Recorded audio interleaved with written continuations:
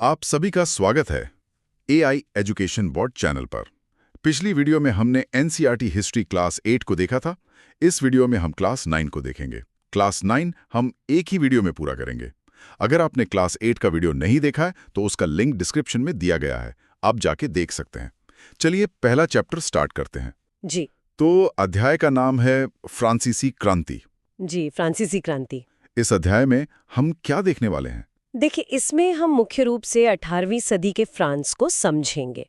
वहां जो क्रांति हुई उसके कारण क्या थे, कौन सी प्रमुख घटनाएं हुई और हाँ, उसके परिणाम क्या निकले। मतलब हम जानेंगे कि कैसे राजतंत्र खत्म हुआ और गणतंत्र की स्थापना हुई। बिल्कुल। और स्वतंत्रता, समानता, बंधुत्व जैसे विचार कैसे जन्मे। एग्जाम्स के लिहाज से ये अध्याय कितना महत्वपूर्ण है? बहुत ज्यादा। आधुनिक विश्व के जो राजनैतिक विचार हैं उनकी जड़ें कहीं ना कहीं इसी क्रांति में मिलती हैं, इसलिए अत्यंत महत्वपूर्ण है। तो फिर शुरुआत करते हैं। क्रांति की शुरुआत कैसे हुई? इसकी शुरुआत एक बहुत ही नाटकीय घटना से होती है। तारीख थी 14 जुलाई 1789। 14 जुलाई 1789। जी। उस दिन सुबह सुबह पेरिस शहर में एक आतंक का माहौल था। आतंक का माहौल क्यों? एक अफवाह फैल गई थी। अफवाह थी कि सम्राट ने सेना को शहर में घुसने का आदेश दे दिया है और वो नागरिकों पर गोलियां चलवा सकते हैं। अच्छा। तो लोगों ने क्या किया? डरने के बजाय लोग इकट्ठा हो गए। लगभग 7,000 मर्द और औरतें टाउन हॉल के सामने जमा हुए और उन्होंने अपनी एक जनसेना बनाने का फैसला किया। जी, पर सेना के लिए हथियार चाहिए थे, तो हथियारों की खोज में वो पेरिस के बस्तील किले की ओर चल पड़े। बस्तील का किला? ये तो एक जेल थी, है ना? हाँ, एक जेल। वहां पहुंचकर गुस्साई भीड़ ने कमांडर को मार डाला और वहां बंद सिर्फ 7 कैदियों को छुड़ा लिया। सिर्फ 7 कैदी? जी, सिर्फ 7। असल में बास्तील का किला सम्राट की निरंकुश शक्तियों का प्रतीक था। लोग उससे नफरत करते थे। मतलब वो लोगों की घृणा का केंद्र था। 18वीं सदी के उत्तरार्ध में फ्रांस का समाज दिखता कैसा था? देखिए, सन 1774 में बूर्बो राजवंश के लुई 16 फ्रांस की राजगद्दी पर बैठे। और उस समय देश की आर्थिक हालत ठीक नहीं थी। बिल्कुल नहीं। राजकोष पूरी तरह खाली था। खाली क्यों था? कई कारण थे। एक तो लंबे समय तक युद्ध चले थे, फिर वर्साय का जो विशाल महल था और राज दरबार की शानो शौकत, उस पर बहुत फिजूल खर्ची होती थी। और एक और बड़ा कारण था। जी, ब्रिटेन से अमेरिका के 13 उपनिवेशों को आजाद कराने में सम्राट ने जो सहायता दी थी, उससे फ्रांस पर कर्ज बहुत बढ़ गया था। तो एक तरफ खाली खजाना और दूसरी तरफ समाज में भी काफी असमानता थी। बहुत ज्यादा। फ्रांसीसी समाज 3 एस्टेट्स में बटा हुआ था और सबसे बड़ी बात ये थी कि केवल तीसरे एस्टेट के लोग ही कर देते थे। केवल तीसरे एस्टेट के लोग? ये 3 एस्टेट्स कौन-कौन से थे? चर्च के लोग। ठीक है। द्वितीय एस्टेट में कुलीन वर्ग, मतलब जमींदार और राजदरबारी। और तीसरा एस्टेट? तीसरे एस्टेट में बाकी सब थे। बड़े व्यापारी, वकील, किसान, कारीगर, भूमिहीन मजदूर, नौकर, मतलब देश की लगभग पूरी आबादी। और पहले 2 एस्टेट्स को टैक्स से छूट मिली हुई थी। जी, उन्हें जन से ही ये विशेषाधिकार प्राप्त था कि वे राज्य को कोई कर नहीं देंगे। ये तो बहुत बड़ा अन्याय था। और करों का बोझ बहुत भारी था। चर्च जो है वो किसानों से एक कर वसूलता था जिसे टाइड कहते थे। टाइड? ये कृषि उपज के 10वें हिस्से के बराबर होता था। और सरकार भी टैक्स लेती होगी? हाँ, राज्य एक प्रत्यक्ष कर वसूलता था जिसे टाइल कहते थे। इस पॉइंट को ध्यान से समझिए। टाइड धार्मिक कर है और टाइल प्रत्यक्ष कर। तो एक तरफ अन्यायपूर्ण टैक्स व्यवस्था और दूसरी तरफ लोगों के लिए जीना भी मुश्किल हो रहा था। जी, इसे जीने का संघर्ष कहा गया है। फ्रांस की जनसंख्या बहुत तेजी से बढ़ रही थी। कितनी? सन 1715 में जो 2.3 करोड़ थी, वो 1789 तक बढ़कर 2.8 करोड़ हो गई। इससे अनाज की मांग बढ़ गई होगी। बहुत तेजी से। और ज्यादातर लोगों का मुख्य भोजन पाव रोटी थी, जिसकी कीमत आसमान छू रही थी। और मजदूरी? मजदूरी उस हिसाब से नहीं बढ़ रही थी, तो अमीर गरीब की खाई और चौड़ी हो गई।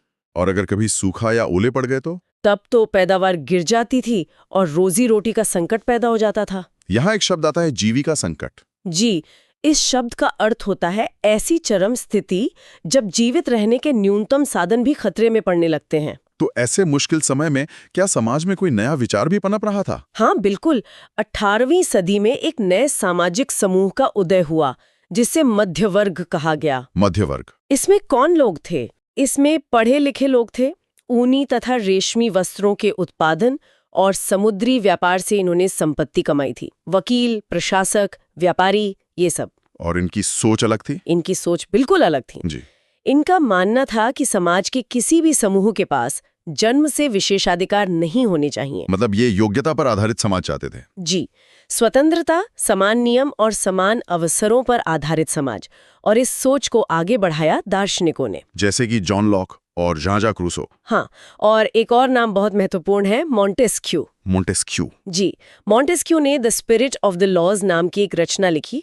इसमें उन्होंने सरकार के अंदर सत्ता विभाजन की बात कही। सत्ता विभाजन मतलब सरकार की शक्ति को विधायिका, कार्यपालिका और न्यायपालिका के बीच बांट देना चाहिए। एग्जाम्स के लिए ये बहुत इंपॉर्टेंट है। तो अब माहौल तैयार हो चुका था, लोगों में गुस्सा था, नए विचार थे।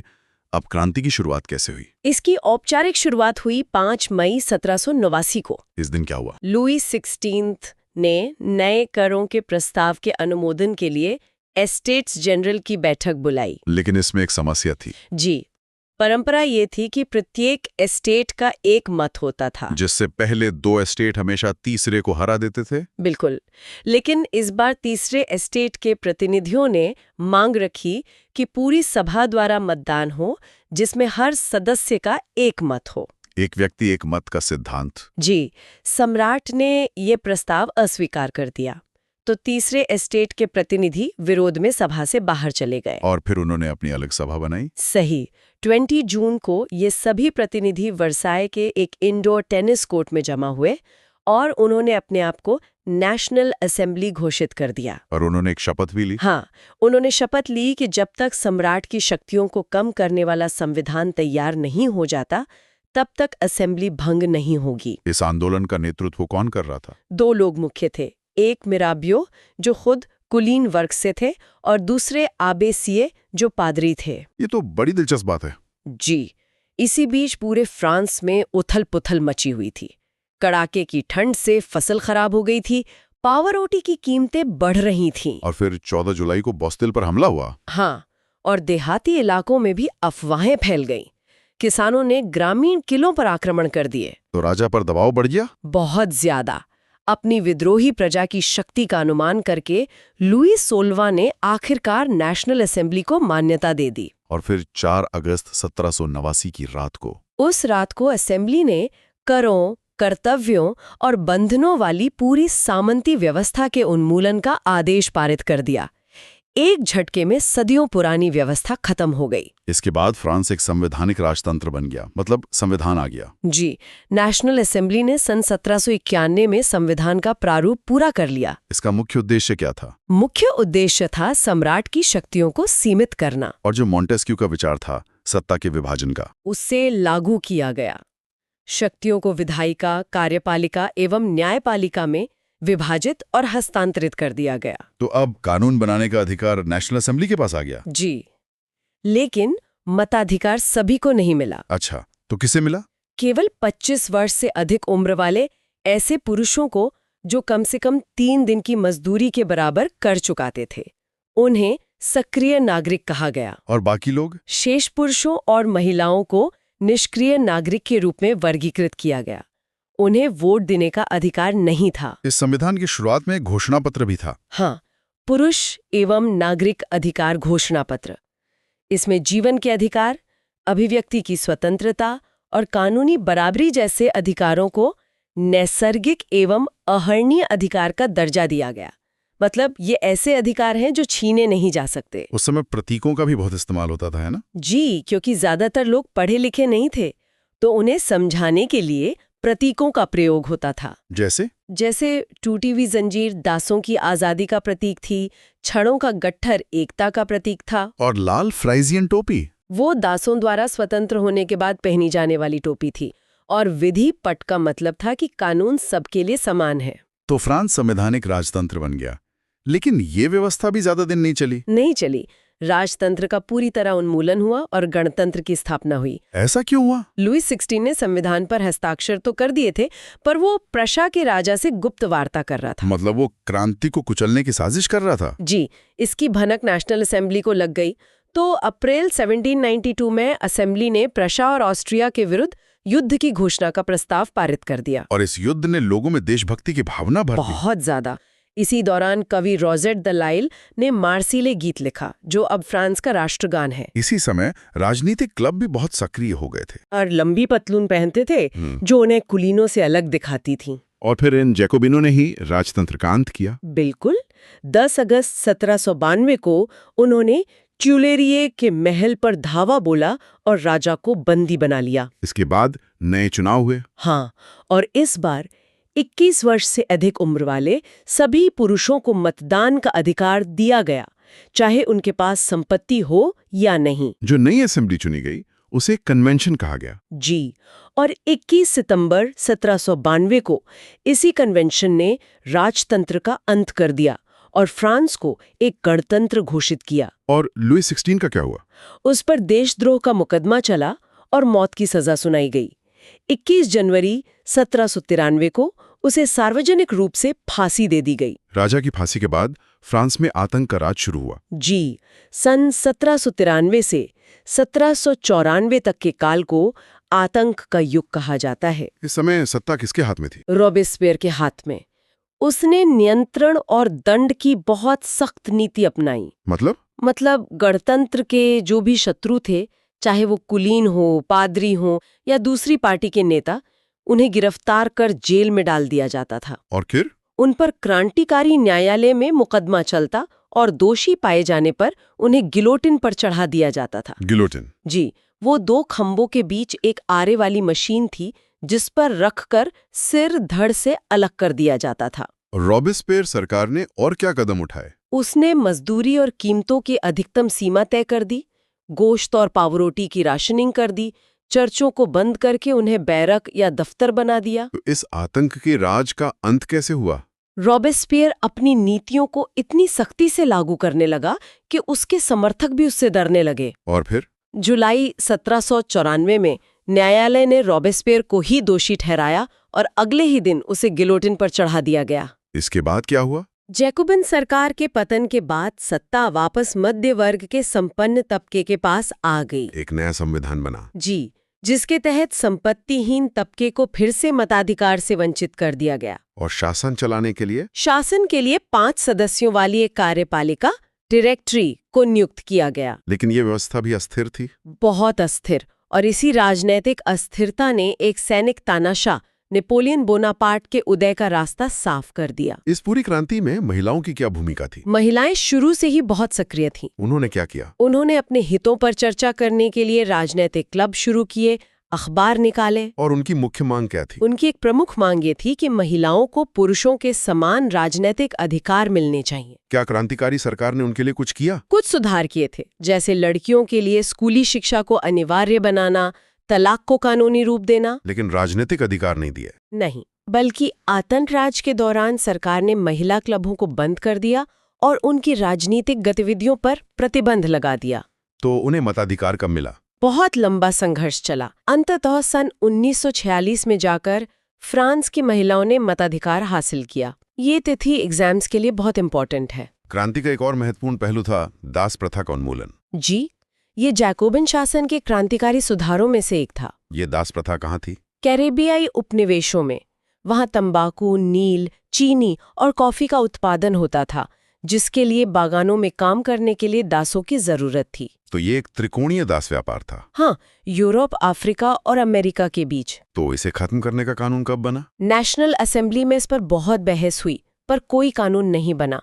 अंततः सन 1794 के कन्वेंशन ने फ्रांसीसी उपनिवेशों में सभी दासों की मुक्ति का कानून पारित कर दिया। लेकिन ये स्थायी नहीं रहा। नहीं, 10 साल बाद नेपोलियन ने दास प्रथा फिर से शुरू कर दी। तो अंतिम रूप से इसका उन्मूलन कब हुआ? अंतिम रूप से फ्रांसीसी उपनिवेशों से दास प्रथा का उन्मूलन 1848 में किया गया। अब अंत में देखते हैं कि इस क्रांति का रोजाना की जिंदगी पर क्या असर पड़ा। सन 1789 के बाद फ्रांस के पुरुषों, महिलाओं और बच्चों के जीवन में कई परिवर्तन आए। सबसे महत्वपूर्ण क्या था? सबसे महत्वपूर्ण कानूनों में से एक था सेंसरशिप की समाप्ति। अच्छा। जी, अधिकारों के घोषणा पत्र ने भाषण और अभिव्यक्ति की स्वतंत्रता को एक नैसर्गिक अधिकार घोषित कर दिया। अब किताबें, अखबार, नाटक सब बिना किसी पाबंदी के प्रकाशित हो सकते थे। और फिर नेपोलियन का उदय हुआ। हाँ, 1804 में नेपोलियन बोनापार्ट ने खुद को फ्रांस का सम्राट घोषित कर दिया। उसने खुद को यूरोप का आधुनिकीकरण करने वाला माना। जी, उसने निजी संपत्ति की सुरक्षा के कानून बनाए और दशमलव पद्धति पर आधारित नाप तौल की एक समान प्रणाली चलाई। और उसका अंत 1815 में वाटरलू की लड़ाई में उसकी हार हुई। तो इस पूरी क्रांति की सबसे महत्वपूर्ण विरासत क्या थी? फ्रांसीसी क्रांति की सबसे महत्वपूर्ण विरासत थी स्वतंत्रता और जनवादी अधिकारों का विचार।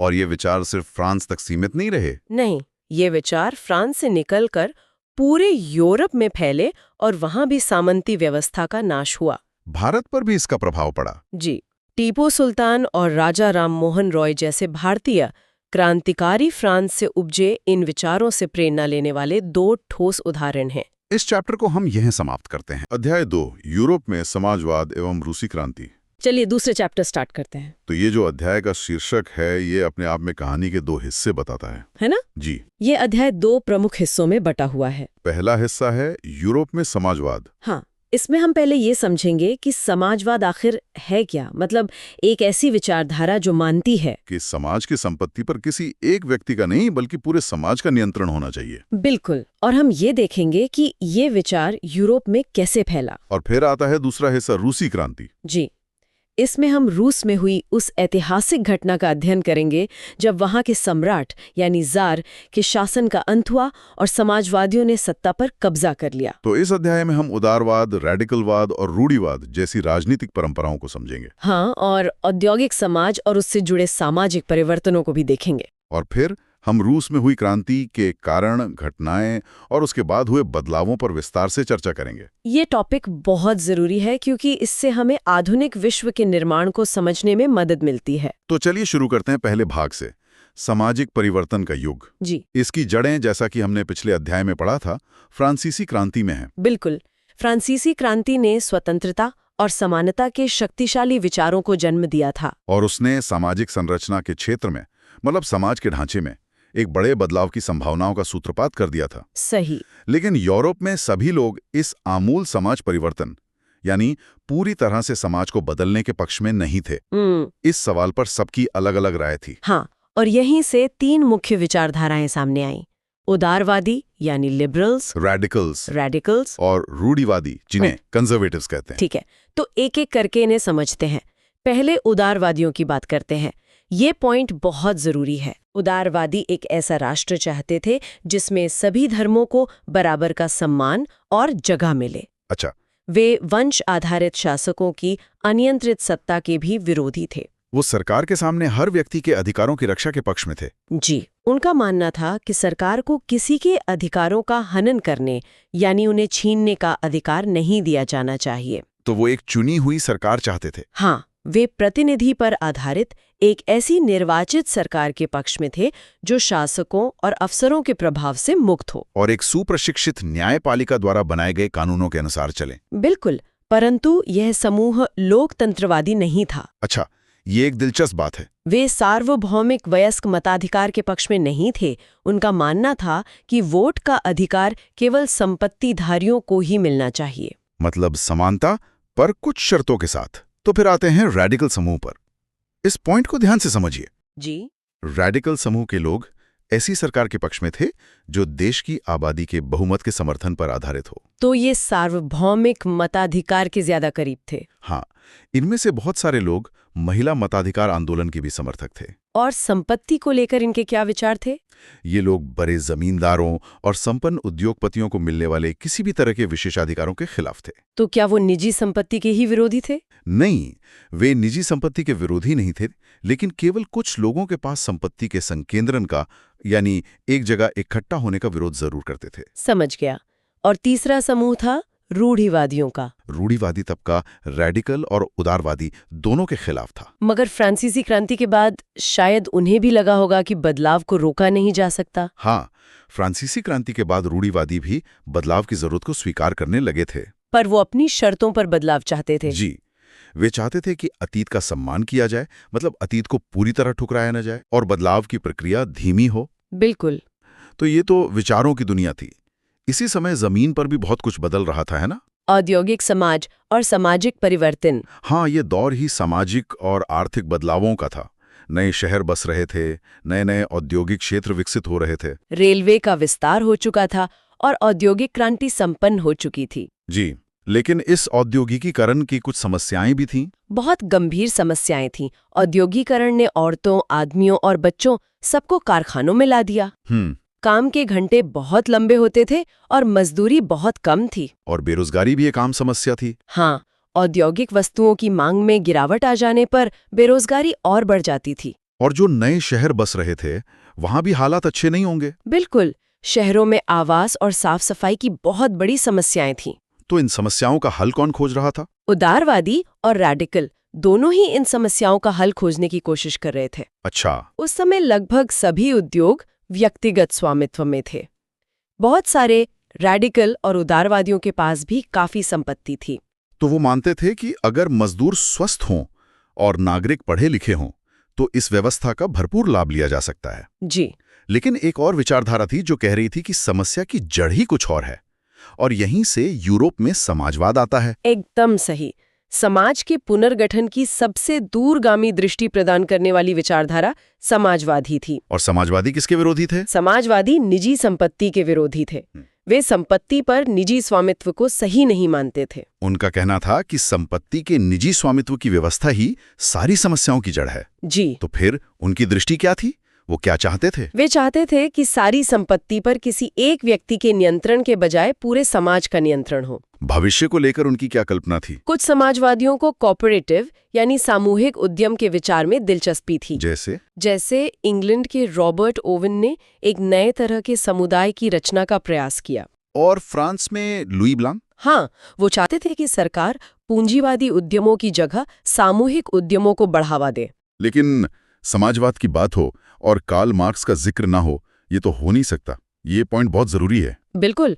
कार्ल मार्क्स और फ्रेडरिक एंगल्स ने इस बहस में नए तर्क पेश किए। मार्क्स का विचार था कि औद्योगिक समाज असल में पूंजीवादी समाज है। हाँ, और पूंजीपतियों का मुनाफा मजदूरों की मेहनत से पैदा होता है। अच्छा। मार्क्स का विश्वास था कि खुद को पूंजीवादी शोषण से मुक्त कराने के लिए मजदूरों को एक अत्यंत भिन्न किस्म का समाज बनाना होगा। और वो समाज कैसा होगा? एक ऐसा समाज जिसमें सारी संपत्ति पर पूरे समाज का यानी सामाजिक नियंत्रण और स्वामित्व रहेगा। उन्होंने भविष्य के समाज को एक नाम भी दिया। जी, उन्होंने इसे साम्यवादी यानी कम्युनिस्ट समाज का नाम दिया। ठीक है, तो ये सारे विचार यूरोप में फैल रहे थे, लेकिन ये हकीकत में बदले रूस में। हाँ, यूरोप के सबसे पिछड़े औद्योगिक देशों में से एक रूस में ये समीकरण उलट गया। 1917 की अक्टूबर क्रांति के जरिए रूस की सत्ता पर समाजवादियों ने कब्जा कर लिया। जी, फरवरी 1917 में राजशाही के पतन और अक्टूबर की घटनाओं को ही अक्टूबर क्रांति कहा जाता है। तो उस समय का रूस कैसा था? 1914 में रूसी साम्राज्य। 1914 में रूस और उसके पूरे साम्राज्य पर जार निकोलस द्वितीय का शासन था। ये साम्राज्य बहुत बड़ा था। हाँ, ये प्रशांत महासागर तक फैला हुआ था और आज के मध्य एशियाई राज्यों के साथ साथ जॉर्जिया, आर्मेनिया व अजरबैजान भी इसी साम्राज्य के अंतर्गत आते थे। और वहाँ की अर्थव्यवस्था और समाज कैसा था? 20वीं सदी की शुरुआत में रूस की आबादी का लगभग 85% हिस्सा खेती पर निर्भर था। मतलब उद्योग बहुत कम थे। बहुत कम। सेंट पीटर्सबर्ग और मॉस्को प्रमुख औद्योगिक इलाके थे। ज्यादातर कारखाने उद्योगपतियों की निजी संपत्ति थे। और मजदूरों की हालत कैसी थी? मजदूर सामाजिक स्तर पर बटे हुए थे। लेकिन इन विभेदों के बावजूद जब भी बेरोजगारी या आर्थिक संकट का समय आता था तो वो एकता दिखाते थे। हाँ, वो एकता जरूर प्रदर्शित करते थे। और गांव में क्या स्थिति थी? देहात की ज्यादातर जमीन पर किसान खेती करते थे, लेकिन विशाल संपत्तियों पर सामंतों, राजशाही और ऑर्थोडॉक्स चर्च का कब्जा था। लेकिन यहाँ किसानों की एक अनोखी परंपरा थी। जी, रूसी किसान समय समय पर सारी जमीन अपने कम्यून, जिसे मीर कहते थे, उसको सौंप देते थे। और फिर वो कम्यून ही हर परिवार की जरूरत के हिसाब से किसानों को जमीन बांटता था। हाँ। इसी माहौल में रूस में समाजवाद का विचार कैसे पनपा? 1914 से पहले रूस में सभी राजनीतिक पार्टियां गैर कानूनी थीं। फिर भी 1898 में Russian social democratic workers party का गठन किया गया। जी, और 1900 में सोशलिस्ट रेवोल्यूशनरी पार्टी यानी समाजवादी क्रांतिकारी पार्टी का गठन हुआ। ये पार्टी किसानों के अधिकारों के लिए संघर्ष कर रही थी। सही। इसी बीच सोशल डेमोक्रेटिक पार्टी में लेनिन के नेतृत्व वाले बोल्शेविक समूहों का मानना था कि जार शासित रूस जैसे दमनकारी समाज में पार्टी अत्यंत अनुशासित होनी चाहिए। हाँ, और दूसरा खेमा मेंशेविकों का था, जो पार्टी में सभी को सदस्यता दिए जाने के पक्ष में था। तो ये उथल-पुथल चल रही थी और फिर हुई 1905 की क्रांति। जी, रूस एक निरंकुश राजशाही था। 1904 का साल मजदूरों के लिए बहुत बुरा रहा। जरूरी चीजों की कीमतें तेजी से बढ़ीं। हाँ, और जब सेंट पीटर्सबर्ग में असेंबली ऑफ रशियन वर्कर्स के 4 सदस्यों को नौकरी से हटा दिया गया, तो मजदूरों ने आंदोलन छेड़ दिया। हड़ताल शुरू हो गई। अगले कुछ दिनों में 10,000 से ज्यादा मजदूर काम के घंटे घटाकर 8 घंटे किए जाने, वेतन में वृद्धि और कार्य स्थितियों में सुधार की मांग करते हुए हड़ताल पर चले गए। और इसी दौरान हुई वो घटना जिसे इतिहास में खूनी रविवार के नाम से जाना जाता है। हाँ, पादरी गैपान के नेतृत्व में मजदूरों का जुलूस जब विंटर पैलेस के सामने पहुंचा, तो पुलिस और कोसैक्स ने मजदूरों पर हमला बोल दिया। इस घटना में 100 से ज्यादा मजदूर मारे गए। और 1905 की क्रांति की शुरुआत इसी घटना से हुई थी। चारों तरफ हड़तालें होने लगी। हाँ, और अंत में जार एक निर्वाचित परामर्शदाता संसद या ड्यूमा के गठन पर अपनी सहमति दे दी। लेकिन ये ज्यादा दिन चला नहीं, क्योंकि पहला विश्व युद्ध शुरू हो गया। जी, 1914 में 2 यूरोपीय गठबंधनों के बीच युद्ध छिड़ गया। शुरू में तो रूसियों ने जार का साथ दिया। हाँ, लेकिन जैसे जैसे युद्ध लंबा खिंचता गया, जार ने ड्यूमा में मौजूद मुख्य पार्टियों से सलाह लेना छोड़ दिया। जर्मनी विरोधी भावनाएं भी बहुत बढ़ गईं। इतनी कि सेंट पीटर्सबर्ग का नाम बदलकर पेट्रोग्राद कर दिया गया। युद्ध से उद्योगों पर भी बुरा असर पड़ा। 1916 तक रेलवे लाइनें टूटने लगी और शहरों में रहने वालों के लिए रोटी और आटे की किल्लत पैदा हो गई। और यही पृष्ठभूमि बनी पेट्रोग्राद में फरवरी क्रांति की। हाँ, सन 1917 की सर्दियों में राजधानी पेट्रोग्राद की हालत बहुत खराब थी। 22 फरवरी को एक फैक्ट्री में तालाबंदी घोषित कर दी गई। यहाँ एक शब्द आता है, तालाबंदी। इस शब्द का अर्थ होता है फैक्ट्री को स्थायी रूप से बंद करने के लिए मालिकों द्वारा मुख्य फाटक पर ताला डाल देना। और इस तालाबंदी के अगले ही दिन 50 और फैक्ट्रियों के मजदूरों ने भी हड़ताल का ऐलान कर दिया। जी, 25 फरवरी को सरकार ने ड्यूमा को बर्खास्त कर दिया। और 27 फरवरी को प्रदर्शनकारी सड़कों पर उतर आए। इस बार सिपाही भी बगावत करके हड़ताली मजदूरों के साथ मिले। और उसी शाम सिपाही और मजदूर एक सोवियत या परिषद का गठन करने के लिए जमा हुए। यही पेट्रोग्राद सोवियत कहलाई। अगले दिन जार ने गद्दी छोड़ दी और सोवियत और ड्यूमा के नेताओं ने देश का शासन चलाने के लिए एक अंतरिम सरकार बना ली। लेकिन कहानी यहाँ खत्म नहीं हुई, क्योंकि अब हुई अक्टूबर 1917 की क्रांति। हाँ, अंतरिम सरकार और बोल्शेविकों के बीच टकराव बढ़ता गया। 16 अक्टूबर 1917 को लेनिन ने पेट्रोग्राद सोवियत और बोल्शेविक पार्टी को सत्ता पर कब्जे के लिए राजी कर लिया। 24 अक्टूबर को विद्रोह शुरू हो गया। प्रधानमंत्री केरेंस्की शहर से बाहर चले गए और शाम तक पूरा शहर क्रांतिकारी समिति के नियंत्रण में आ चुका था। इस तरह अक्टूबर क्रांति संपन्न हुई। जी, तो क्रांति के बाद रूस कैसा था? अक्टूबर के बाद क्या बदलाव आए? ज्यादातर उद्योगों और बैंकों का राष्ट्रीयकरण कर दिया गया। जमीन को सामाजिक संपत्ति घोषित कर दिया गया। हाँ, और बोल्शेविक पार्टी का नाम बदलकर रशियन कम्युनिस्ट पार्टी बोल्शेविक रख दिया गया। और रूस एक दलीय राजनीतिक व्यवस्था वाला देश बन गया। जी, लेकिन इन बदलावों का विरोध भी हुआ और गृह युद्ध छिड़ गया। हाँ, जब बोल्शेविकों ने जमीन के पुनर्वितरण का आदेश दिया, तो रूसी सेना टूटने लगी। और गैर बोल्शेविक समाजवादियों यानी ग्रीन्स और जार समर्थकों व्हाइट्स ने बोल्शेविकों रेड्स के खिलाफ गृह युद्ध छेड़ दिया। और जनवरी 1920 तक भूतपूर्व रूसी साम्राज्य के ज्यादातर हिस्सों पर बोल्शेविकों का नियंत्रण कायम हो चुका था। हाँ, इसके बाद उन्होंने समाजवादी समाज का निर्माण शुरू किया। केंद्रीयकृत नियोजन की व्यवस्था लागू की गई और पंचवर्षीय योजनाएं बनाई गईं। बिल्कुल। लेनिन के बाद स्टालिन का दौर आया और स्टालिनवाद और सामूहिकीकरण। जी, 1927-28 के आसपास रूस के शहरों में अनाज का भारी संकट पैदा हो गया। और इस संकट से निपटने के लिए स्टालिन ने सामूहिकीकरण का कार्यक्रम शुरू किया। हाँ, किसानों से जमीन छीनकर कुलखोज नामक सामूहिक खेतों पर काम करने का आदेश दिया गया। यहाँ एक शब्द आता है, कुलखोज। इस शब्द का अर्थ होता है रूस के सामूहिक खेत। इसका विरोध करने वालों को सख्त सजा दी गई। और 1930-33 की खराब फसल के बाद सोवियत इतिहास का सबसे बड़ा अकाल पड़ा, जिसमें 40 लाख से ज्यादा लोग मारे गए। ये तो बहुत भयानक था। अंत में इस रूसी क्रांति और सोवियत संघ का वैश्विक प्रभाव क्या रहा? देखिए, बोल्शेविकों ने जिस तरह सत्ता पर कब्जा किया, उससे यूरोप की समाजवादी पार्टियां बहुत सहमत नहीं थीं। लेकिन मेहनतकशों के राज्य की स्थापना की संभावना ने दुनिया भर के लोगों में एक नई उम्मीद जगा दी थी। बहुत सारे देशों में कम्युनिस्ट पार्टियों का गठन किया गया। हाँ, लेकिन 20वीं सदी के अंत तक एक समाजवादी देश के रूप में सोवियत संघ की प्रतिष्ठा अंतर्राष्ट्रीय स्तर पर काफी कम हो गई थी। तो ये अपने पीछे एक मिलीजुली विरासत छोड़ गई, बिल्कुल। उम्मीदों की भी और त्रासदियों की भी। अध्याय 3, नात्सीवाद और हिटलर का उदय। चलिए तीसरा चैप्टर स्टार्ट करते हैं जी। इस अध्याय का नाम है नात्सीवाद और हिटलर का उदय। तो मतलब हम ये समझेंगे कि ये नात्सी विचारधारा असल में थी क्या और जर्मनी में हिटलर सत्ता तक पहुंचा कैसे। बिल्कुल। इस अध्याय में हम पहले विश्व युद्ध के बाद जर्मनी की जो स्थिति थी, वायमार गणराज्य का जन्म और फिर उसकी असफलताएं, इन सब के बारे में जानेंगे। और ये भी देखेंगे कि हिटलर के उदय के पीछे क्या कारण थे, नात्सी दल की नीतियां क्या थीं, और फिर उन्होंने अपने शासन के दौरान किस तरह के अपराध किए। हाँ, और ये टॉपिक बहुत जरूरी है क्योंकि ये हमें समझाता है कि कैसे एक लोकतांत्रिक देश तानाशाही का शिकार हो सकता है और मानवता के विरुद्ध कितने बड़े पैमाने पर अपराध हो सकते हैं। तो चलिए शुरू करते हैं वायमार गणराज्य के जन्म से। 20वीं शताब्दी के शुरुआती सालों में जर्मनी एक ताकतवर साम्राज्य था। हाँ, उसने ऑस्ट्रियाई साम्राज्य के साथ मिलकर मित्र राष्ट्रों यानी इंग्लैंड, फ्रांस और रूस के खिलाफ पहला विश्व युद्ध लड़ा था, जो 1914 से 1918 तक चला। लेकिन फिर 1917 में युद्ध में अमेरिका की एंट्री हो गई और उसके बाद केंद्रीय शक्तियां हार गईं।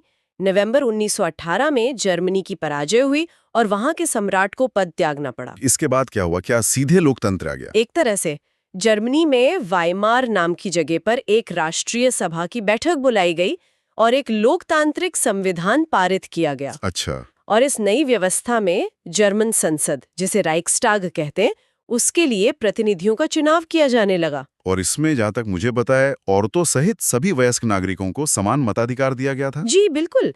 लेकिन ये नया गणराज्य, ये जो नया लोकतंत्र था, वो जर्मनी के बहुत सारे लोगों को रास नहीं आ रहा था। क्यों? इसकी वजह क्या थी? इसकी एक बहुत बड़ी वजह थी वर्साई की संधि। अच्छा, ये वही संधि है जो पहले विश्व युद्ध के बाद हुई थी?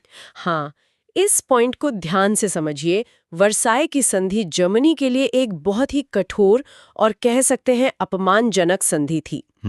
इस संधि की वजह से जर्मनी को अपने सारे उपनिवेश, तकरीबन 10% आबादी, 13% भूभाग, इतना कुछ? हाँ, और सुनिए 75% लौह भंडार और 26% कोयला भंडार फ्रांस, पोलैंड, डेनमार्क और लिथुआनिया के हवाले करने पड़े। मतलब जर्मनी को आर्थिक और भौगोलिक रूप से पूरी तरह तोड़ दिया गया। उससे भी बुरा ये हुआ कि मित्र राष्ट्रों ने युद्ध के लिए सिर्फ जर्मनी को जिम्मेदार ठहराया और उस पर 6 अरब पाउंड का जुर्माना लगा दिया। 6 अरब पाउंड? जी, और इस अपमान के लिए बहुत सारे जर्मनों ने नए वायमर गणराज्य को ही जिम्मेदार ठहराया। तो मतलब लोकतंत्र की शुरुआत ही एक राष्ट्रीय अपमान के बोझ के साथ हुई? बिल्कुल। और इस युद्ध ने पूरे महाद्वीप पर मनोवैज्ञानिक और आर्थिक दोनों ही स्तरों पर बहुत गहरा असर डाला था।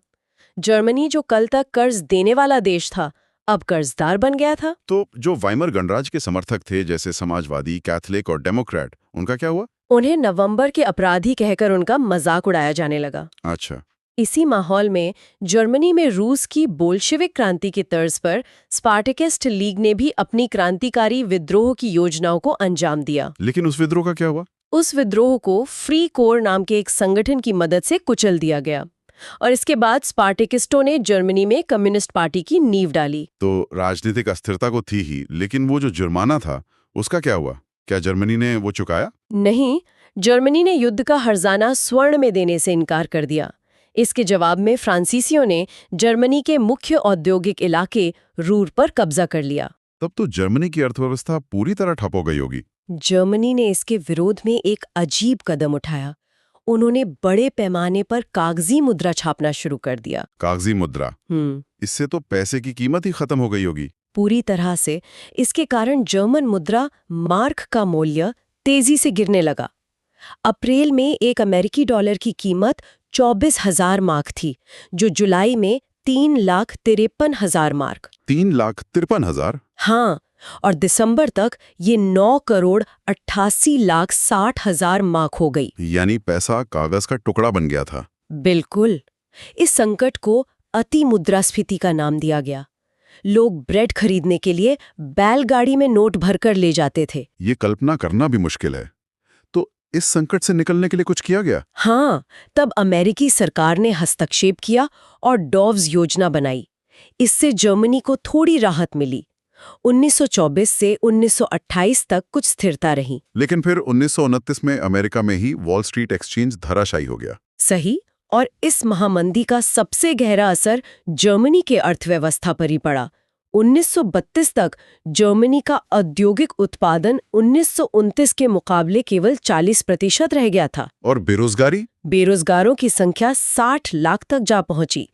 लोग गले में तख्ती लटकाए घूमने लगे जिस पर लिखा होता था, मैं कोई भी काम करने को तैयार हूं। तो आर्थिक और सामाजिक संकट तो चरम पर था।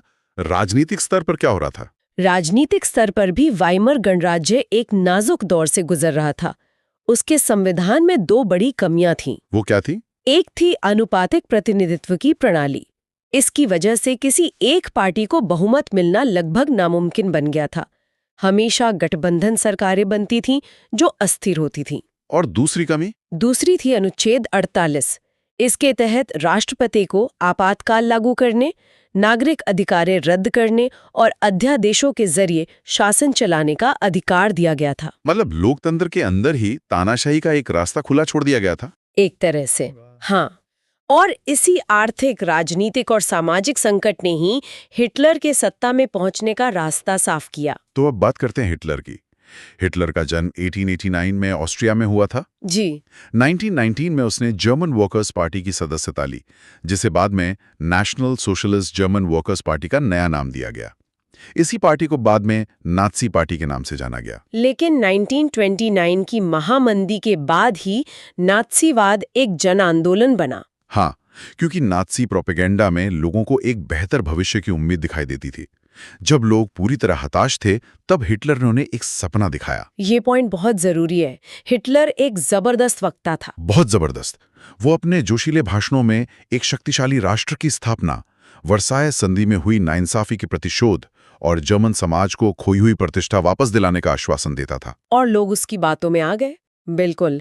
30 जनवरी 1933 को राष्ट्रपति हिंडनबर्ग ने हिटलर को चांसलर का पदभार संभालने का न्योता दिया, ये सोचकर कि वे उसे नियंत्रित कर लेंगे। हाँ, लेकिन ये उनकी सबसे बड़ी भूल साबित हुई। चांसलर बनने के बाद हिटलर ने लोकतांत्रिक शासन की संरचना और संस्थाओं को भंग करना शुरू कर दिया। हाँ, और फरवरी महीने में जर्मन संसद भवन में हुए एक रहस्यमय अग्निकांड से उसका रास्ता और भी आसान हो गया। उसने इसका फायदा कैसे उठाया? 28 फरवरी 1933 को उसने अग्नि अध्यादेश यानी फायर डिक्री जारी किया, जिसके जरिए अभिव्यक्ति, प्रेस और सभा करने की आजादी जैसे नागरिक अधिकारों को अनिश्चित काल के लिए निलंबित कर दिया गया। सिर्फ एक अध्यादेश से सारे अधिकार खत्म? जी। और इसके बाद 3 मार्च 1933 को विशेषाधिकार अधिनियम यानी इनेबलिंग एक्ट पारित किया गया। इस कानून के जरिए जर्मनी में बाकायदा तानाशाही स्थापित कर दी गई। इस इनेबलिंग एक्ट के बाद क्या हुआ? नात्सी पार्टी और उससे जुड़े संगठनों के अलावा सभी राजनीतिक पार्टियों और ट्रेड यूनियनों पर पाबंदी लगा दी गई।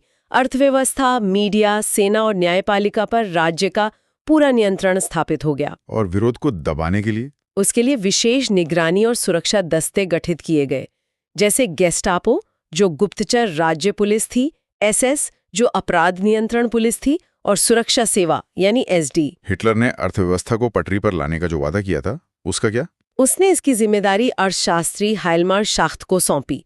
सरकारी पैसे से रोजगार बढ़ाने की कोशिश की गई। और विदेश नीति के मोर्चे पर? वहां भी हिटलर को फौरन कामयाबियां मिली। 1933 में उसने लीग ऑफ नेशंस से पल्ला झाड़ लिया, 1936 में राइनलैंड पर दोबारा कब्जा किया और 1938 में ऑस्ट्रिया को जर्मनी में मिला लिया। इन सब कदमों से उसकी लोकप्रियता तो और बढ़ गई होगी। आसमान छूने लगी थी, लेकिन इसका असली मकसद कुछ और था। युद्ध। हाँ, सितंबर 1939 में उसने पोलैंड पर हमला कर दिया और इसी के साथ दूसरा विश्व युद्ध शुरू हो गया।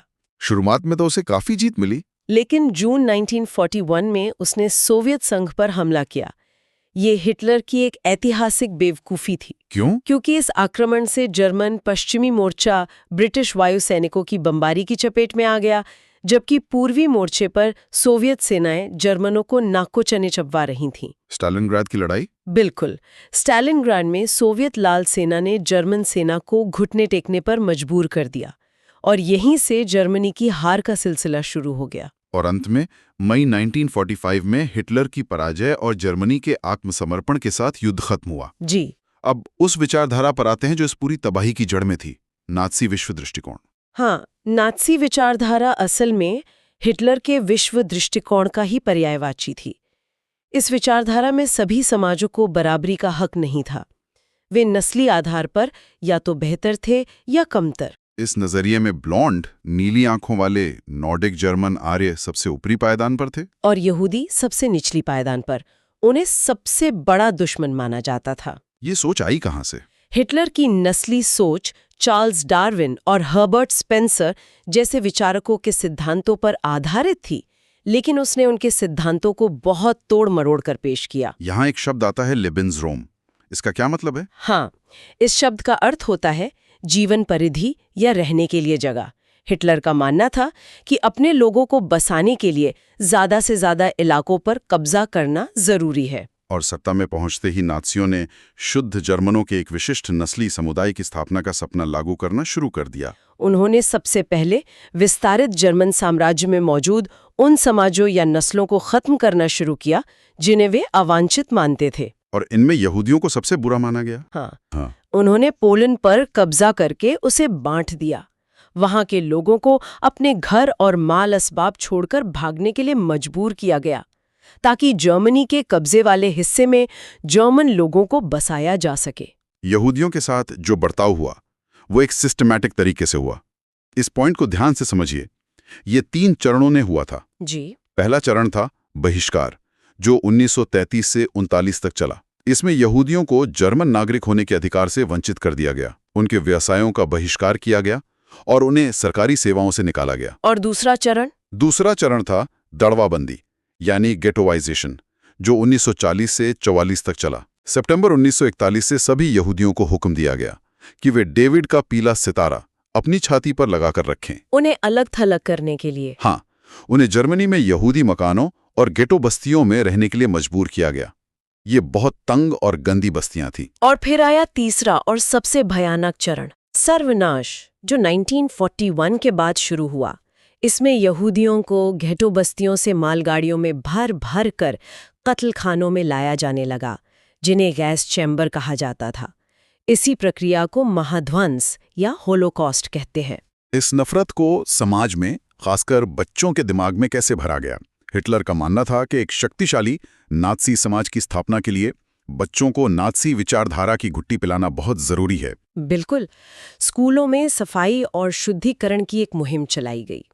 यहूदी और जिन्हें वो अवांछित समझते थे, उन बच्चों को स्कूल से निकाल दिया गया। और बाकी बच्चों को क्या सिखाया जाता था? बच्चों को वफादार, आज्ञाकारी बनने, यहूदियों से नफरत करने और हिटलर की पूजा करने की शिक्षा दी जाती थी। नात्सी युवा संगठन भी बनाए गए थे। हाँ, 10 साल से कम उम्र के बच्चों को युंग फोक में और 14 साल की उम्र के बाद के लड़कों को नात्सी युवा संगठन हिटलर यूथ में शामिल होना पड़ता था। और समाज में औरतों की क्या भूमिका थी? है ना? नात्सी जर्मनी में औरतों की भूमिका पुरुषों से बिल्कुल भिन्न थी। उन्हें अच्छी माँ बनने और शुद्ध आर्य रक्त वाले बच्चों को जन्म देने और उनका पालन पोषण करने की शिक्षा दी जाती थी। तो इन सब विचारों को फैलाने के लिए प्रचार का, यानी प्रोपेगेंडा का भी इस्तेमाल हुआ होगा। बहुत सोच समझकर नात्सियों ने अपने विचारों को फैलाने के लिए मीडिया का बहुत चतुराई से इस्तेमाल किया। उन्होंने फिल्मों, पोस्टरों और नारों के जरिए यहूदियों के प्रति नफरत फैलाई। जैसे दी इटर्नल जू नाम की फिल्म। हाँ, उस फिल्म में यहूदियों को काफ्तान पहने और दाढ़ी बढ़ाए दिखाया जाता था। उन्हें केंचुआ, चूहा और कीड़ा जैसे शब्दों से संबोधित किया जाता था। मतलब उन्हें आम मानवीय दिखाया जाता था। एक आखिरी सवाल जो मन में आता है, जब ये सब हो रहा था तो आम जर्मन लोग क्या कर रहे थे? उनकी क्या प्रतिक्रिया थी? ये एक बहुत जरूरी सवाल है। बहुत सारे लोग नात्सी शब्दाडंबर और उनके धुआंधार प्रचार का शिकार हो गए थे। वो दुनिया को नात्सी नजरों से ही देखने लगे थे। लेकिन क्या सभी लोग ऐसा ही सोचते थे?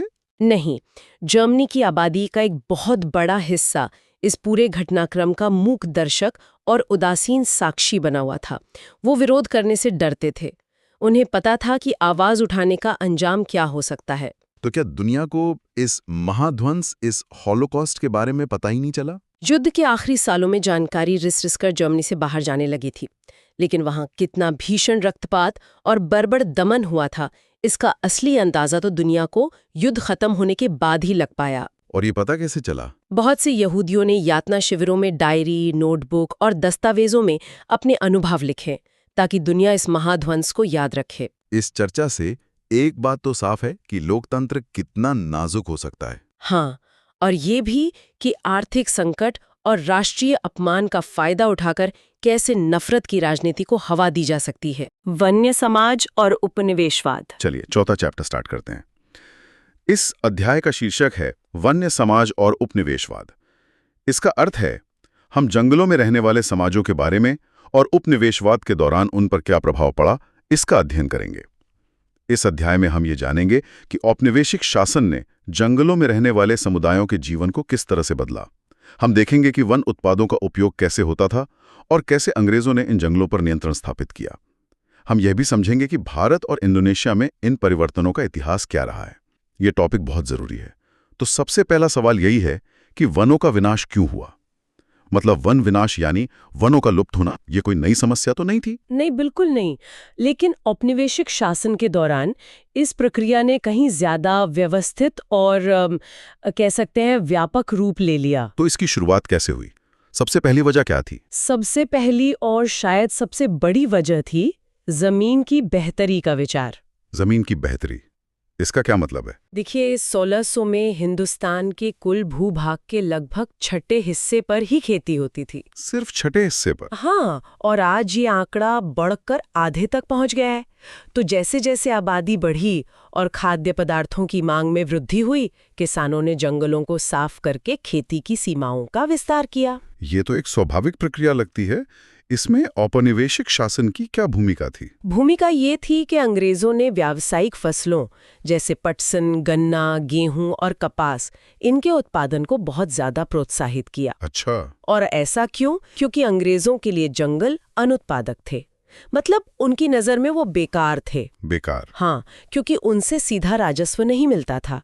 वे जंगलों को खेती के लायक बनाकर राजस्व और कृषि उत्पाद पैदा करना चाहते थे। तो इसी सोच के चलते जंगलों को काटा गया? बिल्कुल। और इसी सोच के चलते 1880 से 1920 के बीच खेती योग्य जमीन के क्षेत्रफल में 67 लाख हेक्टेयर की बढ़ोतरी हुई। 67 लाख हेक्टेयर? ये तो बहुत बड़ा आंकड़ा है। एक शब्द आता है स्लीपर। इस शब्द का अर्थ होता है रेल की पटरी के आर पार लगे लकड़ी के तख्ते, जो पटरियों को उनकी जगह पर रोके रखते हैं। और इनके लिए लकड़ी की जरूरत पड़ी होगी? बहुत ज्यादा। देखिए, 19वीं सदी की शुरुआत तक इंग्लैंड में ओक यानी बलूत के जंगल लुप्त होने लगे थे। इससे उनकी शाही नौसेना के लिए लकड़ी की आपूर्ति में मुश्किल आ रही थी। तो इन्होंने भारत की तरफ देखा? हाँ, और 1850 के दशक में भारत में रेल लाइनों के प्रसार से लकड़ी के लिए एक बिल्कुल नई मांग पैदा हो गई। कितनी लकड़ी लगती थी इन स्लीपरों में? अंदाजा लगाइए, 1 मील लंबी रेल की पटरी के लिए 1760 से 2000 स्लीपरों की आवश्यकता पड़ती थी। 1 मील के लिए 2000 तक? जी। और 1860 के दशक से तो भारत में रेल लाइनों के जाल में बहुत तेजी से विस्तार हुआ। 1940 तक लगभग 7,65,000 किलोमीटर लंबी लाइनें बिछाई जा चुकी थीं। तो इसका मतलब तो ये हुआ कि करोड़ों पेड़ काटे गए होंगे? बिल्कुल। इस पॉइंट को ध्यान से समझिए। रेल लाइनों के प्रसार के साथ साथ बड़ी तादाद में पेड़ भी काटे गए। सिर्फ मद्रास प्रेसिडेंसी में 1850 के दशक में हर साल 35,000 पेड़ स्लीपरों के लिए काटे गए। तो इसका कोई नियंत्रण नहीं था? नहीं, सरकार ने ठेकेदारों को ठेके दिए और उन्होंने बिना सोचे समझे पेड़ काटना शुरू कर दिया। नतीजा ये हुआ कि रेल लाइनों के इर्द गिर्द जंगल तेजी से गायब होने लगे। खेती और रेलवे के अलावा क्या कोई और भी वजह थी? हाँ, एक तीसरी बड़ी वजह थी बागान। बागान? मतलब चाय कॉफी के बागान? बिल्कुल। यूरोप में चाय, कॉफी और रबड़ की मांग बहुत बढ़ रही थी। इस मांग को पूरा करने के लिए भारत में प्राकृतिक वनों का एक बहुत भारी हिस्सा साफ किया गया। तो सरकार ने ये जमीन कैसे दी? औपनिवेशिक सरकार ने जंगलों को अपने कब्जे में ले लिया और उनके विशाल हिस्सों को बहुत सस्ती दरों पर यूरोपीय बागान मालिकों को सौंप दिया। इन इलाकों की बाड़बंदी करके जंगलों को साफ कर दिया गया और चाय कॉफी की खेती की जाने लगी। तो जब जंगल इतनी तेजी से खत्म हो रहे थे तो क्या अंग्रेजों को कोई चिंता नहीं हुई? चिंता हुई, लेकिन उनकी चिंता का कारण पर्यावरण नहीं था। उन्हें इस बात की चिंता थी कि स्थानीय लोगों द्वारा जंगलों का उपयोग और व्यापारियों द्वारा पेड़ों की अंधाधुंध कटाई से जंगल नष्ट हो जाएंगे। मतलब उन्हें अपनी लकड़ी की आपूर्ति की चिंता थी। एकदम सही। उन्हें डर था कि जहाज़ों और रेलवे के लिए लकड़ी कहाँ से आएगी। इसीलिए उन्होंने डाइट्रिच ब्रैंडिस नाम के एक जर्मन विशेषज्ञ को इस विषय पर मशवरे के लिए बुलाया। और ब्रैंडिस को भारत का पहला वन महानिदेशक नियुक्त किया गया। जी, ब्रैंडिस ने महसूस किया कि लोगों को संरक्षण विज्ञान में प्रशिक्षित करना होगा और जंगलों के प्रबंधन के लिए एक व्यवस्थित तंत्र विकसित करना होगा। और यहीं से वैज्ञानिक वानिकी की शुरुआत हुई। हाँ, यहाँ एक शब्द आता है, वैज्ञानिक वानिकी। इस शब्द का अर्थ होता है वन विभाग द्वारा पेड़ों की कटाई, जिसमें पुराने पेड़ काटकर उनकी जगह नए पेड़ लगाए जाते हैं। तो ये एक तरह से नियंत्रित कटाई थी। बिल्कुल। ब्रैंडिस के नेतृत्व में 1864 में भारतीय वन सेवा की स्थापना की गई। फिर 1865 के भारतीय वन अधिनियम को सूत्रबद्ध करने में भी उन्होंने सहयोग दिया। देहरादून में जो इंपीरियल फॉरेस्ट रिसर्च इंस्टीट्यूट है, उसकी स्थापना भी तभी हुई। हाँ, उसकी स्थापना 1906 में देहरादून में हुई। तो इन कानूनों का मुख्य उद्देश्य क्या था? मुख्य उद्देश्य था जंगलों पर राज्य का नियंत्रण स्थापित करना। 1878 के वन अधिनियम में जंगलों को 3 श्रेणियों में बांट दिया गया: आरक्षित, सुरक्षित और ग्रामीण। इनमें क्या अंतर था? सबसे अच्छे जंगलों को आरक्षित वन कहा गया और नियम ये था कि गांव वाले इन जंगलों से अपने उपयोग के लिए कुछ भी नहीं ले सकते थे। कुछ भी नहीं? कुछ भी नहीं। वे घर बनाने या ईंधन के लिए लकड़ी केवल सुरक्षित या ग्रामीण वनों से ही ले सकते थे। तो इन कानूनों का लोगों के जीवन पर क्या असर पड़ा? बहुत गहरा असर पड़ा।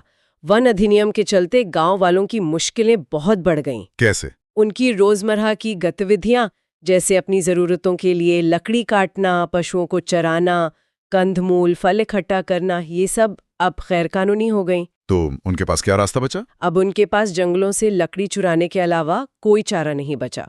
और अगर वो पकड़े जाते तो वे वन रक्षकों की दया पर होते थे, जो उनसे घूस ऐंठते थे। इन नियमों से खेती कैसे प्रभावित हुई, खासकर घुमंतू खेती? घुमंतू खेती, जो एशिया, अफ्रीका और दक्षिण अमेरिका के कई भागों में खेती का एक परंपरागत तरीका है, उस पर यूरोपीय वनपालों ने रोक लगा दी। रोक क्यों लगा दी? उन्हें लगता था कि इससे रेलवे के लिए जो इमारती लकड़ी वाले पेड़ हैं, उनको नुकसान पहुंच सकता है और जंगल में आग लगने का खतरा भी बना रहता है। तो सरकार ने घुमंतू खेती पर पूरी तरह से रोक लगा दी। हाँ, इसके चलते अनेक समुदायों को उनके घरों से जबरन विस्थापित कर दिया गया। इन कानूनों ने लोगों के जीवन का हर पहलू छुआ। शिकार पर भी असर पड़ा होगा। बिल्कुल। वन कानूनों से पहले जंगलों में या उनके आसपास रहने वाले बहुत सारे लोग हिरन, तीतर जैसे छोटे मोटे शिकार करके जीवन यापन करते थे। पर अब ये पारंपरिक प्रथा अब गैर कानूनी हो गई।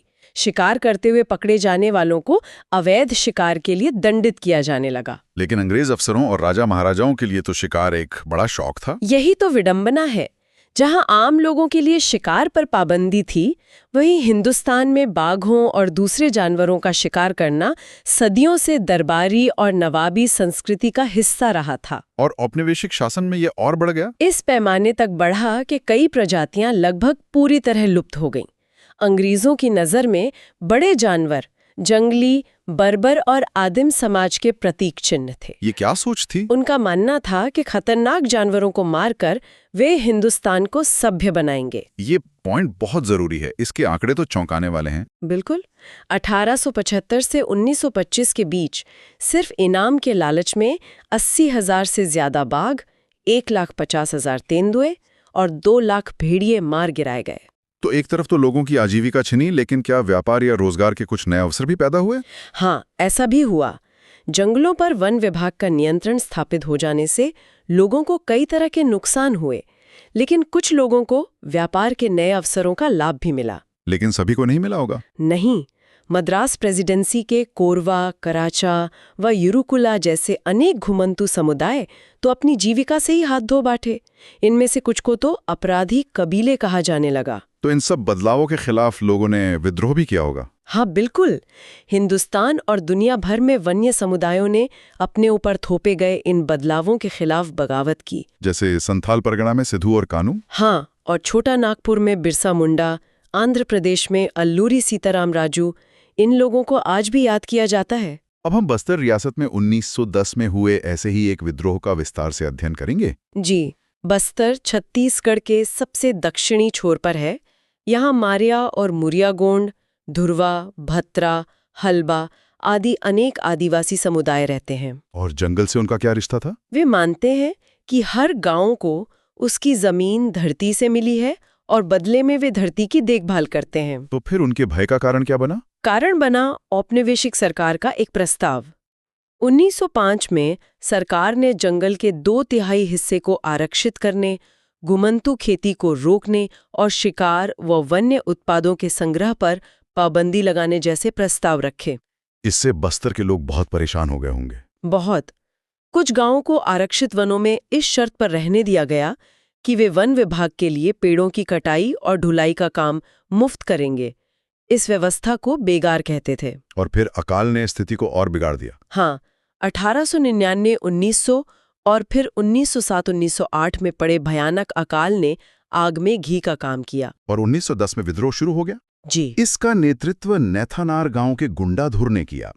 बाजारों को लूटा गया, अफसरों और व्यापारियों के घर जलाए गए। अंग्रेजों ने इसे कैसे दबाया? अंग्रेजों ने बगावत को कुचलने के लिए सैनिक भेजे।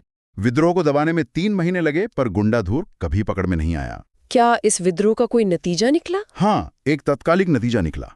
आरक्षण का काम कुछ समय के लिए स्थगित कर दिया गया और आरक्षित क्षेत्र को भी 1910 से पहले की योजना से लगभग आधा कर दिया गया। ये तो भारत की कहानी हुई। क्या दुनिया के दूसरे हिस्सों में, जैसे जावा में भी ऐसा ही हो रहा था? बिल्कुल। जावा को आजकल हम इंडोनेशिया के चावल उत्पादक द्वीप के रूप में जानते हैं, लेकिन एक जमाने में ये क्षेत्र डच उपनिवेश था। वहाँ के जंगलों में क्या बदलाव हुए? वहाँ भी कहानी बहुत मिलती जुलती है। जावा में कलांग समुदाय के लोग थे जो बहुत कुशल लकड़हारे और घुमंतू किसान थे। और डचों ने उनके साथ क्या किया? 18वीं सदी में डचों ने वनों पर नियंत्रण स्थापित करने की कोशिश की। कलांगों ने 1770 में इसका प्रतिरोध किया, लेकिन इस विद्रोह को दबा दिया गया। तो डचों ने भी वैज्ञानिक वानिकी का मॉडल अपनाया। हाँ, 19वीं सदी में डचों ने जावा में वन कानून लागू कर ग्रामीणों की जंगल तक पहुंच पर बंदिशें लगा दी। उनका उद्देश्य भी जहाज़ों और रेल लाइनों के निर्माण के लिए लकड़ी हासिल करना था। वहाँ भी कोई विरोध हुआ? हाँ, वहाँ एक बहुत ही अनोखा विरोध हुआ जिसे सामिन की चुनौती कहते हैं। सामिन की चुनौती, ये क्या था? सन 1890 के आसपास रांदुब्लातुंग गांव के एक निवासी सुरंतिको सामिन ने जंगलों पर राजकीय मालिकाने पर सवाल खड़ा करना प्रारंभ कर दिया। क्या तर्क था उनका? उनका तर्क बहुत सीधा था। उन्होंने कहा कि चूंकि हवा, पानी, जमीन और लकड़ी राज ने नहीं बनाई है, इसलिए उस पर उसका अधिकार नहीं हो सकता। ये तो बहुत मौलिक विचार है। बिल्कुल। और जल्द ही एक व्यापक आंदोलन खड़ा हो गया। 1907 तक 3000 परिवार उनके विचारों को मानने लगे थे। पहले और दूसरे विश्व युद्ध का जंगलों पर बहुत गहरा असर पड़ा। कैसे? जापानियों के कब्जे से ठीक पहले डचों ने भस्म कर भागो नीति यानी स्कॉच्ड अर्थ पॉलिसी अपनाई। इसमें उन्होंने क्या किया? इसके तहत आरा मशीनें और सागवान के विशाल लट्ठों के ढेर जला दिए गए ताकि वो जापानियों के हाथ न लगें। और फिर जापानियों ने वनवासियों को जंगल काटने के लिए बाध्य करके अपने युद्ध उद्योग के लिए जंगलों का निर्मम दोहन किया। तो इन सब अनुभवों के बाद क्या वानिकी को लेकर सोच में कोई बदलाव आया? हाँ, बदलाव आया, लेकिन देर से। 1980 के दशक से एशिया और अफ्रीका की सरकारों को ये समझ में आने लगा कि वैज्ञानिक वानिकी और वन समुदायों को जंगलों से बाहर रखने की नीतियों के चलते बार बार टकराव पैदा होते हैं। तो अब नया दृष्टिकोण क्या है? अब ये माना जाने लगा है कि वनों के प्रबंधन में वनवासियों की भागीदारी होनी चाहिए। संरक्षण के लिए उन्हें जंगलों से अलग करने की बजाय उनके साथ मिलकर काम करने की जरूरत है। अध्याय 5, आधुनिक विश्व में चरवाहे। चलिए 5वां चैप्टर स्टार्ट करते हैं। इस अध्याय का नाम है आधुनिक विश्व में चरवाहे। इसका अर्थ यह है कि आज के समय में यानी मॉडर्न वर्ल्ड में चरवाहों का जीवन कैसा है। चरवाहे वो लोग होते हैं जो अपने जानवरों के झुंड के साथ एक जगह से दूसरी जगह घूमते रहते हैं। इस अध्याय में हम भारत और अफ्रीका जैसे समाजों में चरवाही पर औपनिवेशिक शासन मतलब कॉलोनियल रूल के प्रभाव का अध्ययन करेंगे। हम देखेंगे कि औपनिवेशिक शासन ने उनकी जिंदगी पर कितना गहरा असर डाला और इन समुदायों ने नए दौर के दबावों का किस तरह सामना किया। ये टॉपिक बहुत ज़रूरी है। इससे हमें ये समझने में मदद मिलती है कि इतिहास केवल कृषि या उद्योगों के बारे में नहीं है, बल्कि चरवाहों जैसे समुदायों का भी अपना एक महत्वपूर्ण इतिहास है। अध्याय का पहला भाग है घुमंतु चरवाहे और उनकी आवाजाही। यहाँ एक शब्द आता है घुमंतु। इस शब्द का अर्थ होता है वे लोग जो एक स्थान पर टिक कर नहीं रहते, बल्कि अपनी आजीविका के लिए एक जगह से दूसरी जगह जाते रहते हैं। बिल्कुल। तो सबसे पहले बात करते हैं पहाड़ों की। जम्मू और कश्मीर के गुज्जर बकरवाल, ये लोग भेड़ बकरियों के बड़े बड़े रेवड़ रखते हैं। सर्दियों में जब ऊंची पहाड़ियां बर्फ से ढक जाती हैं तो वे शिवालिक की निचली पहाड़ियों में आकर डेरा डाल लेते हैं। अच्छा, मतलब जहाँ बर्फबारी कम होती है। हाँ, और फिर जैसे ही अप्रैल आता है वे उत्तर दिशा में गर्मियों के चरागाहों के लिए कश्मीर की घाटी की तरफ चले जाते हैं। इस सफर को काफिला कहा जाता है।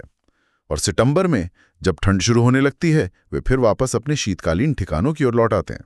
तो ये एक तरह का मौसमी चक्र था। एकदम ऐसा ही हमें हिमाचल प्रदेश के गद्दी चरवाहों में भी देखने को मिलता है। वे भी इसी तरह सर्दियों और गर्मियों में अपनी जगह बदलते थे। वो भी शिवालिक की निचली पहाड़ियों में सर्दियां बिताते और अप्रैल तक उत्तर की तरफ लाहौल और स्पीति चले जाते और सितंबर तक वापस आ जाते। इसी तरह गढ़वाल और कुमाऊं के गुज्जर थे। वो सर्दियों में भाबर के सूखे जंगलों की तरफ और गर्मियों में ऊपर स्थित घास के मैदानों यानी बुग्याल की तरफ चले जाते थे। ये बुग्याल क्या होते हैं? बुग्याल मतलब पहाड़ों में बहुत ऊंचाई पर मौजूद नरम घास के मैदान। इस पॉइंट को ध्यान से समझिए।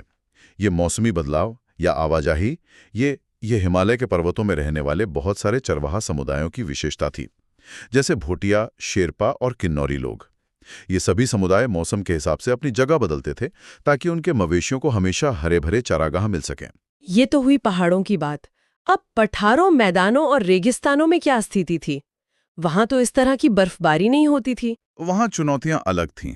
जैसे महाराष्ट्र के धंगर जी। ये एक जाना माना चरवाहा समुदाय थे। ये मुख्य रूप से चरवाहे थे, हालांकि कुछ लोग कंबल भी बनाते थे। वे मानसून के दौरान महाराष्ट्र के मध्य पठारों में रहते थे, लेकिन अक्टूबर आते आते वो पश्चिम की ओर कोंकण के इलाके में चले जाते थे। कोंकण, लेकिन वो तो एक खेती वाला इलाका है। हाँ, और यही दिलचस्प बात है, कोंकणी किसान उनका स्वागत करते थे।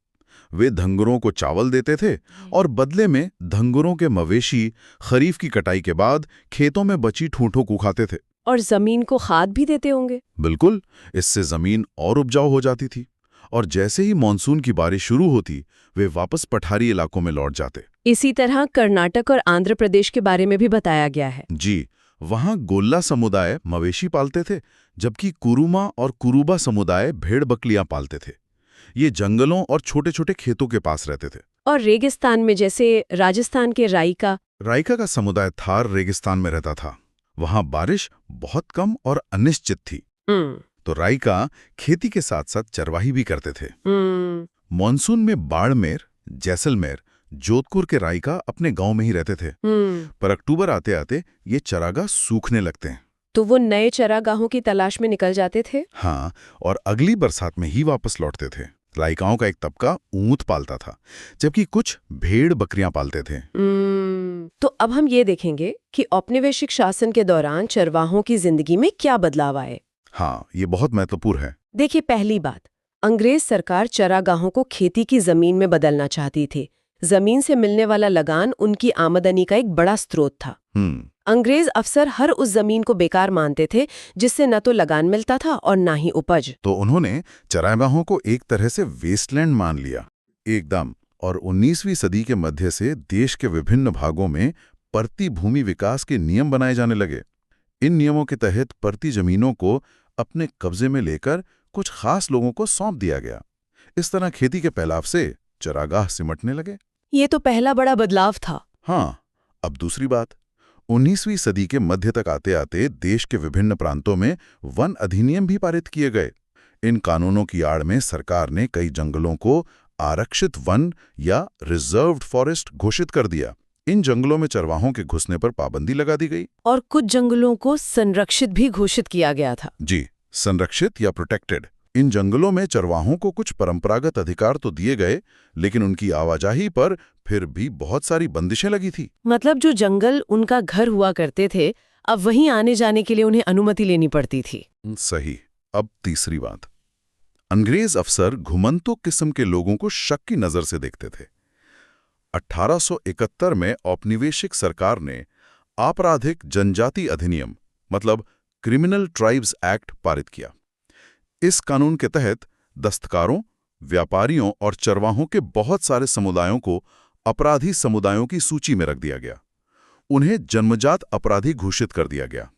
ये तो बहुत ही सिर्फ उनकी जीवन शैली की वजह से। हाँ, और चौथी बात, अपनी आमदनी बढ़ाने के लिए अंग्रेजों ने हर संभव स्रोत पर टैक्स लगाया। उन्होंने जमीन, नहर के पानी, नमक, यहां तक कि मवेशियों पर भी टैक्स वसूलने का ऐलान कर दिया। चरवाहों से चरागाहों में चरने वाले एक एक जानवर पर टैक्स वसूल किया जाने लगा। तो इन सारे बदलावों ने चरवाहों की जिंदगी को किस तरह प्रभावित किया? जाहिर है असर बहुत गहरा पड़ा होगा, बहुत गहरा। इन बदलावों के कारण चरागाहों की गंभीर कमी पैदा हो गई। जैसे जैसे ज्यादा से ज्यादा चरागाहों को सरकारी कब्जे में लेकर उन्हें खेतों में बदला जाने लगा, वैसे वैसे चरागाहों के लिए उपलब्ध इलाका सिकुड़ने लगा। और जो चरागाह बचे उन पर दबाव बढ़ गया होगा। हाँ, चरागाहों का बेहिसाब इस्तेमाल होने लगा, जिससे जानवरों की सेहत और संख्या पर बुरा असर पड़ा। चारे की कमी और जब तक पड़ने वाले अकाल की वजह से कमजोर और भूखे जानवर बड़ी संख्या में मरने लगे। तो इन मुश्किल हालात में चरवाहों ने इन बदलावों का सामना कैसे किया? ये पॉइंट बहुत जरूरी है। देखिए, उन्होंने हार नहीं मानी। कुछ चरवाहों ने अपने जानवरों की संख्या कम कर दी, क्योंकि अब ज्यादा जानवरों को पालना संभव नहीं था। कुछ ने नए चरागाह ढूंढ लिए। मिसाल के तौर पर ऊंट और भेड़ पालने वाले राइका 1947 के बाद से ना तो सिंध में दाखिल हो सकते थे और ना ही सिंधु नदी के किनारे अपने जानवरों को चरा सकते थे, क्योंकि वो पाकिस्तान का हिस्सा बन गया था। जी। तो अब वे हरियाणा के खेतों में जाने लगे हैं, कटाई के बाद अपने जानवरों को चराने के लिए। समय गुजरने के साथ कुछ धनी चरवाहे जमीन खरीदकर एक जगह बसकर रहने लगे, लेकिन कुछ गरीब चरवाहे सूदखोरों से ब्याज पर कर्ज लेकर दिन काटने लगे। इस चक्कर में बहुतों के मवेशी भी हाथ से चाहते रहे और वे मजदूर बनकर रह गए। तो ये जो कहानी है, ये सिर्फ भारत तक ही सीमित नहीं थी। अब हम भारत से दूर अफ्रीका की तरफ चलते हैं। अफ्रीका में दुनिया की आधी से ज्यादा चरवाहा आबादी रहती है। आज भी वहां लगभग 2.25 करोड़ लोग रोजी रोटी के लिए किसी न किसी तरह की चरवाही गतिविधियों पर ही आश्रित हैं। हाँ, और वहां भी कहानी लगभग वैसी ही है। इनमें बेदुइन्स, बर्बर्स, मसाई, सोमाली, बोरान और तुर्काना जैसे जाने माने समुदाय शामिल हैं। हम यहाँ मसाई समुदाय के उदाहरण से समझने की कोशिश करेंगे। तो मसाई लोगों के साथ क्या हुआ? उनके चरागाहों का क्या हुआ? मसाई लोगों से उनके चरागाह छीन लिए गए। 1885 में ब्रिटिश केनिया और जर्मन टांगानिका के बीच एक अंतर्राष्ट्रीय सीमा खींचकर मसाई लैंड के 2 बराबर टुकड़े कर दिए गए। मतलब एक ही समुदाय को 2 देशों में बांट दिया गया? बिल्कुल। और बाद के सालों में सरकार ने गोरों को बसाने के लिए बेहतरीन चरागाहों को अपने कब्जे में ले लिया। मसाई लोगों को दक्षिणी कीनिया और उत्तरी तंजानिया के छोटे से इलाके में समेट दिया गया। औपनिवेशिक शासन से पहले मसाइयों के पास जितनी जमीन थी, उसका लगभग 60% हिस्सा उनसे छीन लिया गया। और वहां भी शिकारगाह बनाए गए। हाँ, कीनिया में मसाई मारा, वसामरू नेशनल पार्क और तंजानिया में सेरेंगेटी पार्क, ये सब उन्हीं की जमीनों पर बने। इन आरक्षित जंगलों में चरवाहों का आना मना था। 19वीं सदी में चरवाहों को एक इलाके से दूसरे इलाके में जाने पर लगी पाबंदियों का भी सामना करना पड़ा। उन्हें विशेष आरक्षित इलाकों, जिन्हें रिजर्व्स कहते हैं, उनकी सीमाओं में कैद कर दिया गया। तो वो अपनी मर्जी से बाहर नहीं निकल सकते थे? नहीं, वे इन इलाकों से बाहर विशेष परमिट लिए बिना नहीं निकल सकते थे। उनकी सरहदें बंद हो गईं। तो जब चरागाह सूख जाते थे, तब क्या होता था? संकट तो बहुत गहरा जाता होगा। हाँ, जब चरागाह सूख जाते थे तो संकट गहरा जाता था। बार बार आने वाले बुरे सालों की वजह से चरवाहों के जानवरों की संख्या में लगातार गिरावट आती गई। 1930 के एक सूखे की जांच से पता चला कि कीनिया में मसाइयों के पास 7,20,000 मवेशी, 8,20,000 भेड़ें और 1,71,000 गधे थे। 1933 और 1934 के केवल 2 साल के सूखे के बाद इनमें से आधे से ज्यादा जानवर मर चुके थे। आधे से ज्यादा? ये तो बहुत बड़ा नुकसान था। बिल्कुल। अब एक और बात, सब पर एक जैसा असर नहीं पड़ा। अच्छा। औपनिवेशिक काल में अफ्रीका के बाकी स्थानों की तरह मसाईलैंड में भी आए बदलावों से सारे चरवाहों पर एक जैसा असर नहीं पड़ा। अंग्रेजों ने मसाई समाज के विभिन्न उपसमूहों के मुखिया तय कर दिए। इन मुखियाओं ने मुश्किल समय में अपनी जमा पूंजी से जानवर खरीद लिए और अपनी ताकत बढ़ाई। और जो गरीब चरवाहे थे उनका क्या हुआ? जो गरीब चरवाहे थे उनके लिए हालात बहुत खराब थे। उनमें से बहुत सारे लोग शहरों में जाकर काम ढूंढने लगे। तो इस तरह हम देखते हैं कि आधुनिक विश्व में आए बदलावों से दुनिया के अलग-अलग चरवाहा समुदायों पर अलग-अलग तरह के असर पड़े हैं। नए कानूनों और सीमाओं ने उनकी आवाजाही का ढर्रा बदल दिया। हाँ, लेकिन फिर भी चरवाहे बदलते वक्त के हिसाब से खुद को ढालते हैं। वे अपनी सालाना आवाजाही का रास्ता बदल लेते हैं, जानवरों की संख्या कम कर लेते हैं और नए इलाकों में दाखिल होने के लिए राजनीतिक दबाव भी डालते हैं। वो अपनी पहचान बनाए रखते हैं। बिल्कुल। चरवाहे अतीत के अवशेष नहीं है। वे ऐसे लोग नहीं हैं जिनके लिए आज की आधुनिक दुनिया में कोई जगह नहीं है, बल्कि अब तो पर्यावरणवादी और अर्थशास्त्री भी इस बात को काफी गंभीरता से मानने लगे हैं कि घुमंतू चरवाहों की जीवन शैली दुनिया के बहुत सारे पहाड़ी और सूखे इलाकों में जीवन यापन के लिए सबसे ज्यादा उपयुक्त है। इस वीडियो में हमने NCERT हिस्ट्री क्लास 9 को पढ़ा है। अगली वीडियो में क्लास 10 को देखेंगे और इसी तरह हम सभी सब्जेक्ट्स की NCERT को कवर करेंगे।